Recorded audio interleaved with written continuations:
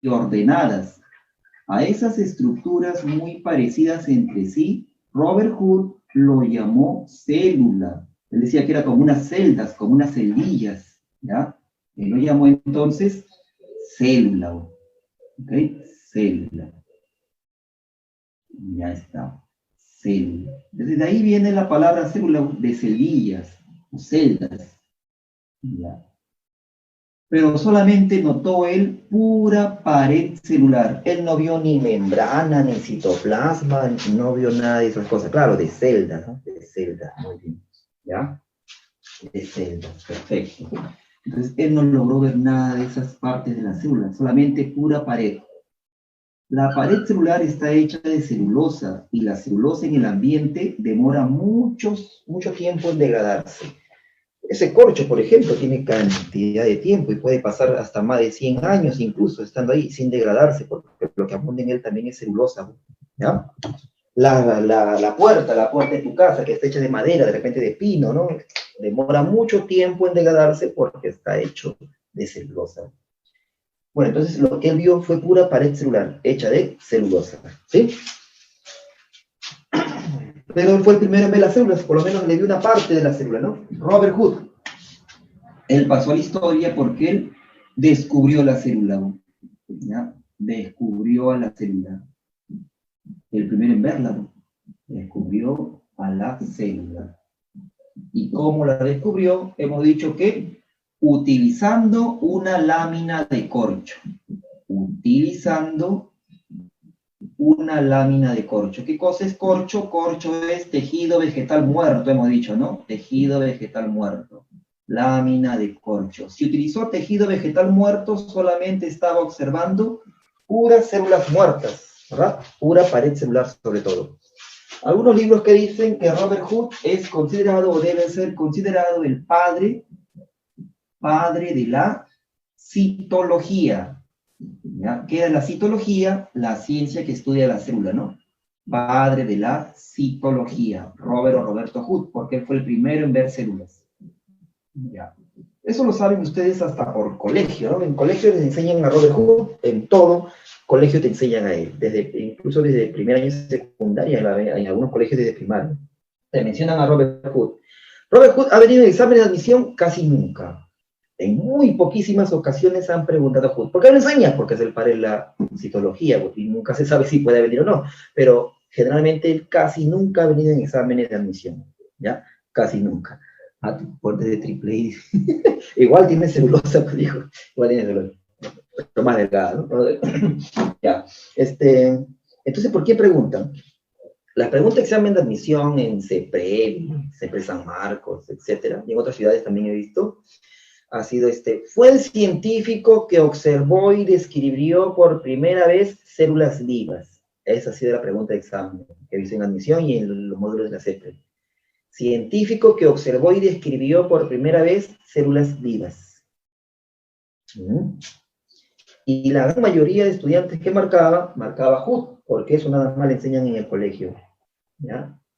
Entonces, ¿quién fue? Si es que no fue Hood, ¿quién fue el primero en ver células vivas?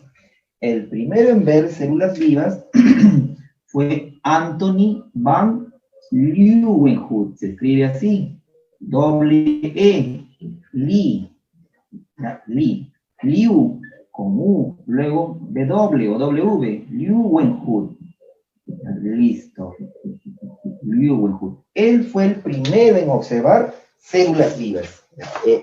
La Leeuwenhoek casi nunca lo mencionan en los colegios. Y en las CEPRES hasta mal escriben su nombre todavía. Porque dicen Leeuwenhoek, nada más, ¿no? Le falta la U, ¿ya? En admisión sí lo escriben correctamente. En las CEPRES mayormente lo escriben sin U, y está mal, porque así es su apellido, ¿ya? Bueno, entonces, Anthony van Leeuwenhoek.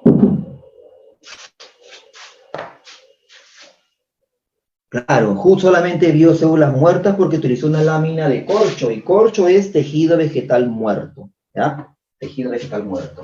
En cambio, Leeuwenhoek, él observó por primera vez células vivas. Y a él sí lo han preguntado en admisión, ¿ya? Observó por primera vez células vivas. Anthony van Leeuwenhoek. Por primera vez, células vivas. Listo. Pero, si tú observas algo que nadie ha visto, y tú lo observas por primera vez, tú no sabes su nombre, ¿sí o no? ¿Ya? Tú nunca has visto eso, nadie lo ha visto. Entonces, por lógica, nunca sabes el nombre de lo que él observó, ¿no? Él sabía que eran células vivas, pero no sabía su nombre de esas células vivas que él estaba observando. ¿Y qué observó? Leeuwenhoek colocó una gota de sangre al microscopio, se picó el dedo y extrajo unas gotas de sangre, una gotita o dos, y la puso al microscopio para ver qué cosa tenía en la sangre. Decía, ya se pueden ver cosas, vamos a ver qué hay en la sangre. Entonces puso el Leeuwenhoek al microscopio, ¿y qué pudo observar en la sangre? Él dibujó unas cosas que observaba, decía que eran unas estructuras casi esféricas, unos animalitos esféricos de color rojo que abundaban en la sangre. Si eran de color rojo y abundantes en la sangre, casi esféricos, ¿qué cosa estaba viendo Leeuwenhoek entonces? Si utilizó sangre y era de color rojo, casi esférico. ¿Qué estaba observando Leeuwenhoek? Muy bien, los eritrocitos, perfecto, Pérez, muy bien, claro, muy bien, exacto, muy bien, eritrocitos.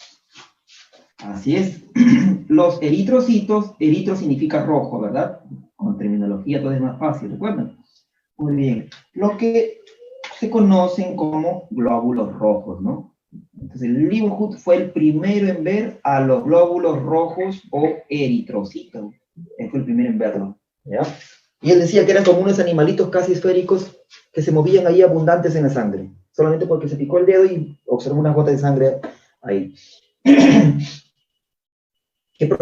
¿Por qué dice que lo descubrió? Porque él dibujaba lo que observaba, ¿ya? Antes, para ser biólogo, tenía que saber dibujar sí o sí, porque no habían cámaras digitales. Te ibas de excursión, encontrabas un ave nueva, tenías que dibujar el ave hasta su tipo de pluma, su tipo de pico, su tipo de pata, tenías que dibujar. Por eso los libros antiguos tienen puros dibujitos